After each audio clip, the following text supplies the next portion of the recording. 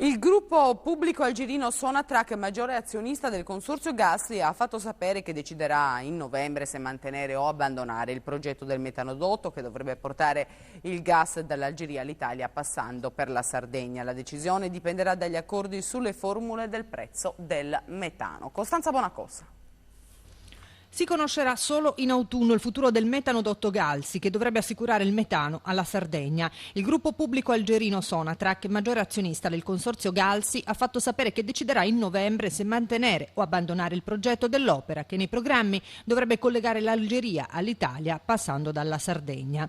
Abdelamin Zerguin, presidente e direttore generale di Sonatrach, ha rivelato per la prima volta che la decisione di avviare l'intervento è stata ritardata in ragione delle formule di prezzo che i soci volevano imporre a Sonatrach.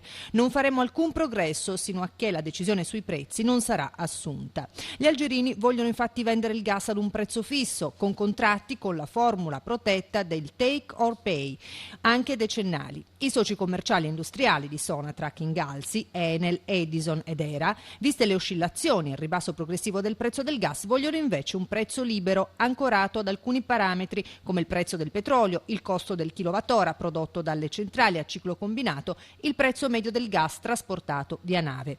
Stando a quanto dichiarato ufficialmente da Zerguin, dunque la Sardegna potrebbe correre il rischio di vedere sfumare il progetto. Lo stop sulla decisione potrebbe anche essere legato all'attesa di tutte le autorizzazioni, il cui iter non è stato completato né in Italia né in Algeria, iter che dovrebbe concludersi appunto a novembre.